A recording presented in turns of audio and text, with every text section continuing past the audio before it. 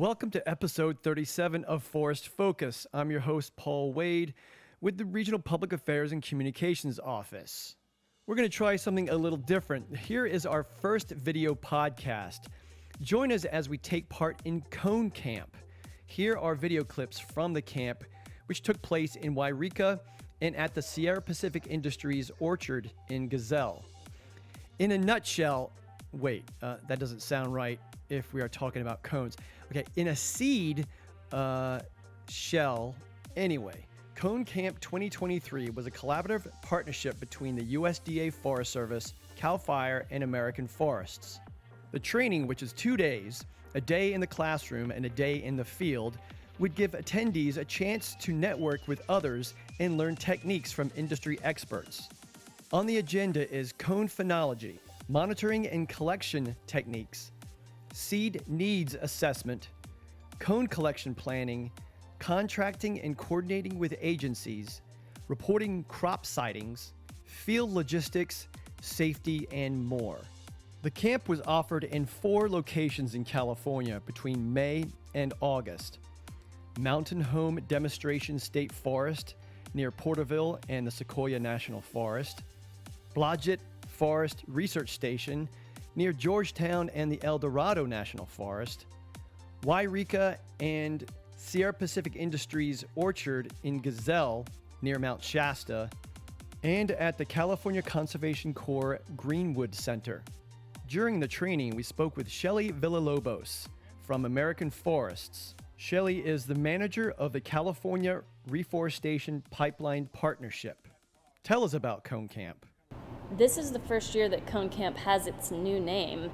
It was piloted last year in 2022 as a cone survey training that was planned and delivered by CAL FIRE, Forest Service, and American Forests in the early stages and early phases of the Reforestation Pipeline Partnership being formalized. And so this year is really the stepping into that partnership more fully, being able to expand our outreach and communications, our delivery of resources and readings, and really have it be organized and in order to grow the number of cone surveyors out there, getting their eyes on the trees, reporting what they're seeing so that we can be tracking, ideally, more and more viable cone crops to collect.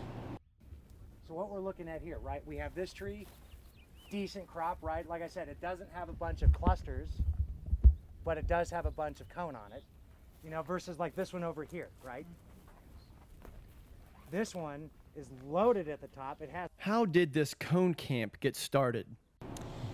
This was a dually funded, match-funded grant by U.S. Forest Service Region 5 and CAL FIRE and their Wildfire Resilience Department. And it was as a result of a recommendation by the Governor's Task Force on Fire and Forest Resilience, had a sub-working group on reforestation, and that working group found that that working group was challenged with identifying the true all lands reforestation opportunity from the recent fire years of 2019 through 21, and found that there was about 1.5 million acres of land that's at high risk of forest loss or conversion to non-forest vegetation types. And they made the recommendation that, hey, we need a platform to continue experimenting, researching, collaborating around all things that have to do with the reforestation pipeline in California, because we don't have the pace or scale that we need to address 1.5 million acres in anything close to, within even our lifetimes at the rate that we're going and have been going in recent decades. So their recommendation was to create this partnership where the agencies say we can't do this alone, and we want to collaborate, and we want to invite others, including the private industry and tribal entities and National Park Service and BLM and all the other agencies who are involved with forestry, and say let's create a platform where we can collaborate in an ongoing fashion, hence the genesis of the Reforestation Pipeline Cooperative. And so that was the first real anchor program of the partnership. So if you're trying to identify something out in the field that doesn't have cones on it, that makes it easy to see what it is, you can look at the fascicles and see how many needles are there. So sugar pine 5 and ponderosa pine is 3. And both of the pine species, those are 2-year cones. So What do you mean when you say we have 14 days to save the forest? Well, we're here at a time when the green trees are disappearing. They're going up in smoke along with the fires, and the seed is going with them. And so as we have higher severity burns and larger fires, we're losing the genetic diversity along with those big fires. And so we are at a place and a time when we need to capture the viable seed that is being produced on the forests in order to enable future reforestation efforts, because trees are adapted to the climates where they are found. And so with that, there is a lot of specificity, geographic specificity around when a tree will produce seed, viable seed through its cones, and how often it does that, and when that seed gets ripe. And so the 14 days to save the forest comment is really, or the soundbite rather, is really about it's such that when the seed is ripe, but before it naturally falls and disperses, if we're going to collect it and store it in the seed bank, we have a window, a short window of the season when the seed is ripe, but it hasn't yet fallen because the cones will have opened. And so oftentimes there's just a few days in which you can climb up the trees and collect those cones. Cones from each of the trees that we're thinking of grabbing from, is probably 3 or so trees. I'm going to mix them up. I'm going to grab seed from all of them, and I'm going to count 100. This is what I'm doing in the lab, and then I'm looking at the embryo for each one for the cut test. Where is the demand for reforestation coming from? So I'll speak to the public lands, and then I'll speak to the private non-industrial lands. On the public lands, in 2021 with the infrastructure bill, there was an act in there called the Replant Act, which charges the Forest Service with addressing its backlog of plantable acres. So and to do so in a timely manner. And about 1.1 million of those acres, roughly, belong to the federal government in California. And so we have a tall task for the 18 forests in California to collectively plant 1 million acres roughly in the next decade. And the current average in the past 20 years has been planting closer to 10,000 acres a year across all those forests. So we're talking about ramping up potentially 10 times. That's a lot of work to do. So heavy crop, coastal redwood, again, not one that I'm super familiar with collecting, but we're going to assume it's treated the same way as like incense cedar. It's going to look like the tree's going to fall over because all the little cones on there are just weighing it down. This isn't just about digging a hole and burying a seed. There's more science involved.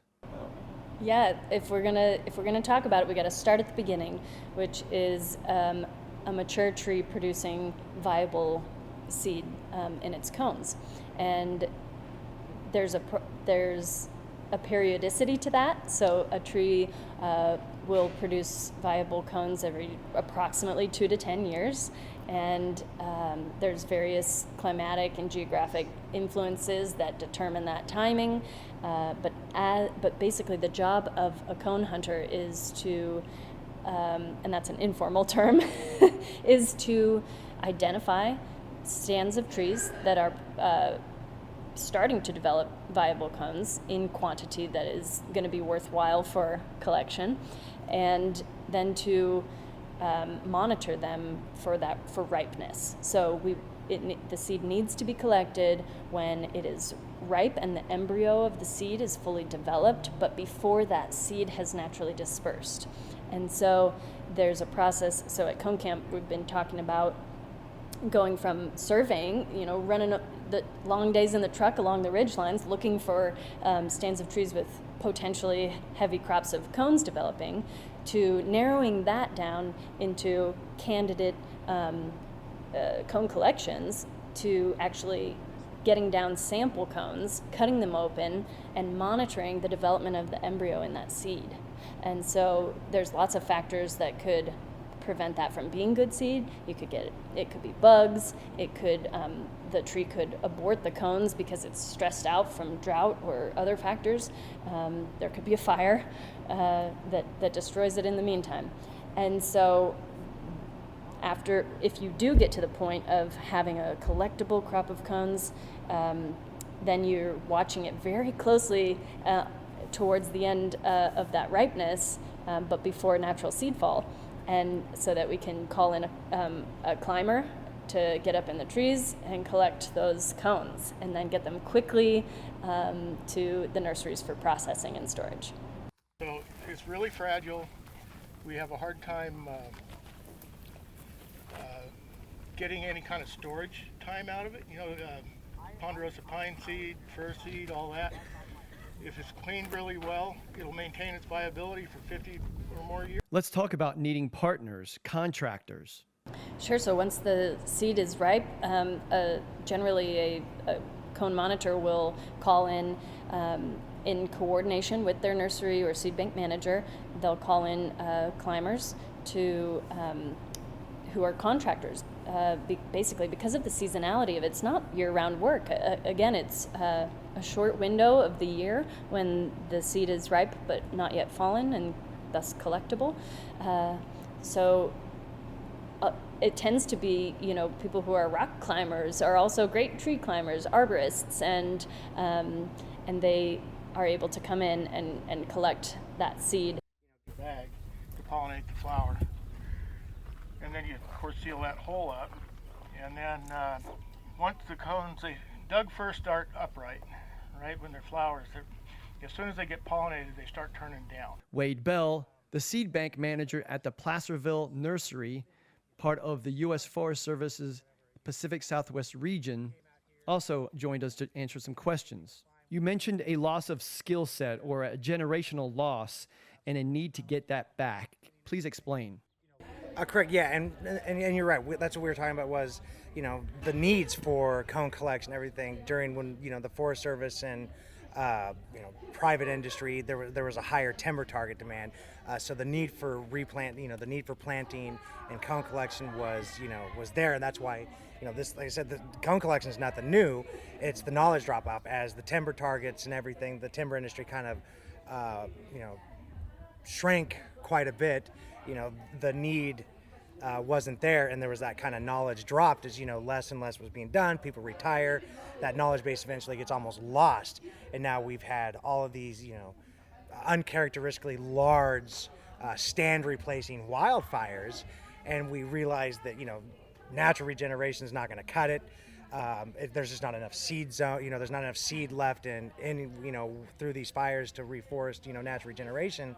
So if we need to replant it, we have to get the seed. So now we have this big ramp up with cone collection, and that's the great thing about Cone Corps and the Cone Camp that's going on here, right, is not only are we bringing all these people together, but because we're talking about sharing, right, we're talking about this being very, open source and kind of, breaking barriers of, this isn't just Forest Service side of things, this isn't just state side of things, we're really sharing is to make sure that we all speak the same language, right? So that way when we're sharing information, there's no break in communication, right? If we're all speaking the same lingo, things happen much more smoothly, and that's one of the really nice things about this Cone Camp is to make sure everybody that already has this, everybody has this drive and want to be here. Now let's get everybody to speak the same language to keep everything moving smoothly. So we water this with drip. We fertilize it. This year it was 400 pounds an acre of 1620, I think, broadcast. In here, we're due for a soil and foliage sample. Who can get into cone collection, reporting, and monitoring? So citizen scientists and foresters alike can make a valuable contribution of data while they're out working and playing in the woods. if they see a crop that looks good, they can essentially tip off the seed bank managers, who will then be able to deploy, cone surveyors, trained cone surveyors. So even if you're not a trained cone surveyor, but you spot a crop that looks good, and you've got some basic reference visuals, which we have some available to them, then anyone can submit this data. I mean, people who like bird watching might find that they really enjoy cone watching. But now, for those people that are, just interested, that are, already part of kind of in that group of, not necessarily forestation, but, natural resources and stuff like that. I'd say the first place to go is kind of at the higher level is go to one of the reforestation pipeline partnership cooperatives that happen in Williams, the quarterly ones. You kind of get a sense of, what's being, that's kind of the broad, a lot of the stakeholders, are present at that one. Get on the mailing list, and then if you're still interested, and you want to be out there, boots on the ground for that survey for cone collections, then you get set up for 2024's cone camp, right, to get in there, and that's really kind of the I would say from agency standpoint, and this is kind of the push that we're making for kind of the in and getting the experience on the broad spectrum. Like I said earlier, we're all trying to speak the same language. So this is really the most appropriate and fast track way to get in, and it makes it a lot easier to do it this way. You have a group. I think Scott and I think anybody here that's done this more than a couple years that have done cone collection, it's a tough thing to get good at, without any other help. It takes years of practice, it takes years of mistakes, mentorship, and if you don't have that on the forest, because it's not there yet, this is the avenue in, and building connections and resources and finding out where to get the help and learning that language that everybody in here is speaking. I mean, we were given the presentations yesterday. I was talking to Shelly from American Forest going, there's a lot of people in this audience that have had more years of experience cone collecting than me as, the presenter up here. And that's great that they're coming to learn. And it's also good as a presenter too, because, I can get other opinions, because a lot of stuff is, what works for one person might not necessarily work for the other. But this, I'd say, for bringing people in and learning, this is the fast track and the easiest way to do it, and kind of alleviating some of those barriers and hardships that some of us that started this beforehand had to go through. And so when you're out in the woods, you want to do it by yourself, you got several options. You can become a climber and climb a tree and grab a sample yourself. You can contract out and get a climber, not to collect all the cones, this is before cone collection, but just to go up there, grab a sample for you, several samples. If you're doing that, you're paying for that, you might as well have them grab like 8 cones. What are some of the tools of the trade and possible career paths? Oh, it's not just binoculars. You've got to have a whole tool bag. You've got to have, cone collection and surveys are a great job for an active scientist, I would say. And by that I mean physically active. You got to want to be outside in the elements on the forest, and you also need to have your applied science at the ready in your brain. And so you're going to have your seed cutting tool to get that surgical precision once you've cut the face of the cone open, and so that you can inspect the inside of that seed as it develops. These are cone face cutters, and so they are intended to help you slice along the longitudinal axis of a cone to open it up and see if that cone is developing viable seed inside of it. The kit. So you're gonna need a slingshot to be able to get sample cones down. It's not just any slingshot like your 10-year-old's camping toy, but more like this thing is 7 feet long and has a lot of torque to it. So you've got to be able to use that effectively. There is a history of people using shotguns to shoot cones out of the trees, and that was at one point the most effective method. I think the recommended methods now are the slingshot and really a glorified potato gun that does pressurized air to shoot a beanbag that'll get you a cone down to sample. Tree with your climbing rope, and you can use the big shot to do that, or you can use the APTA as well. Most contractors I've seen and most people I've seen tend to prefer this. It's more forgiving, it's safer, and honestly, it's kind of funner too. But and it's Scott Kolpak, a geneticist with the U.S. Forest Service Pacific Southwest region, joined us to answer some questions. What does Sierra Pacific Industries bring to this cone camp and as a industry resource? You know, the beauty of this from, you know, sitting from a geneticist point of view and all the development, you know, kind of in our field is, you know, we're coming to like a working, very successful seed orchard, and the public seed orchards to differing degree did not continue in their development and they're kind of more, you know, there's some of them, they're a little bit less managed. So coming here, you know, it brings exposure to, you know, the broader audience of where we should be going, and using a seed orchard is our best bet to have really diverse genetic materials. It takes it out of the forest in terms of having big fires come in and burn out that resource, and you're going to get really big, reliable seed crops cheaply, quickly in terms of like you can just keep coming back every 2-3 years and recollect and you know and get that crop out. So it's a really good alternative to doing wildland collections, and should be done more in our public agencies.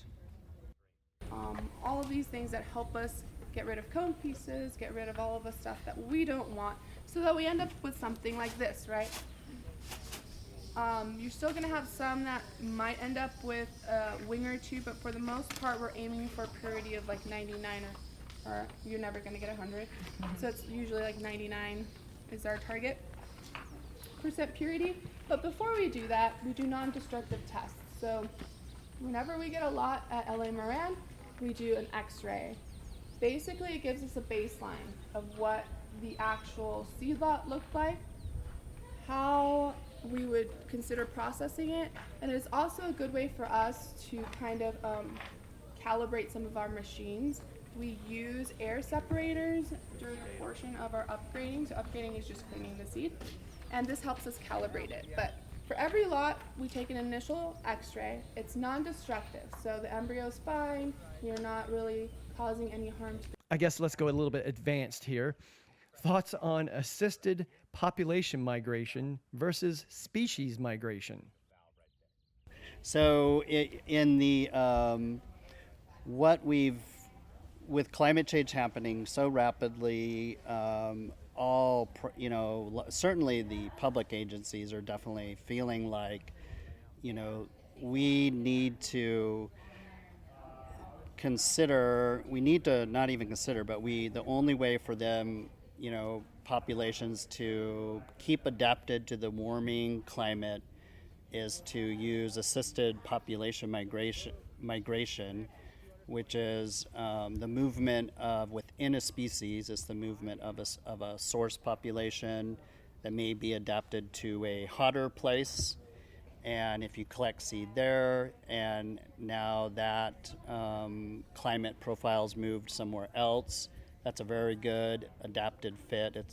And we might say it's a climate-informed seed sourcing. So the climate is matching source seed, planting site, and it's a good, very scientific approach to go ahead and move and keep up with the changing climate.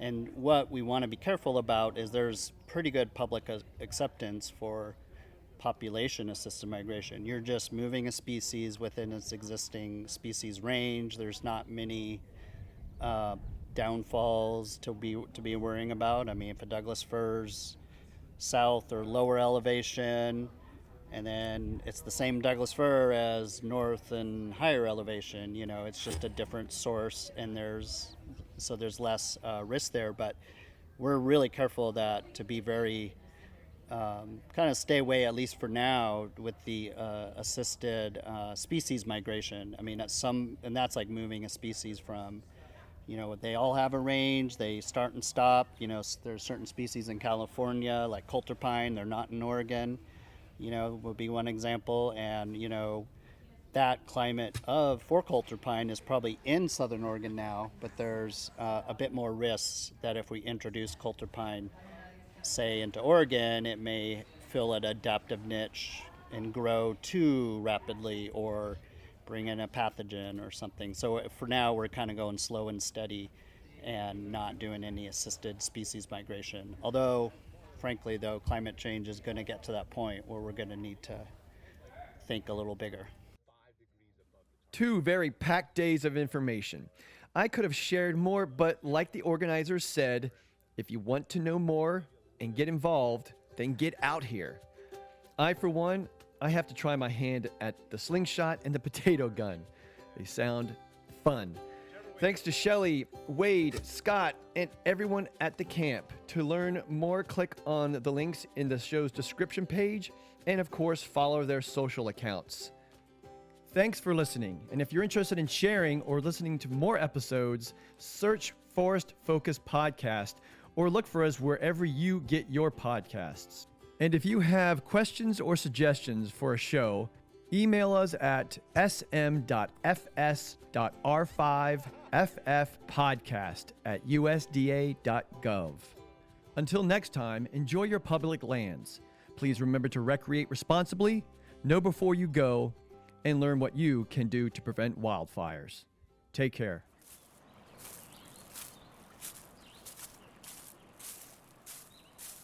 Come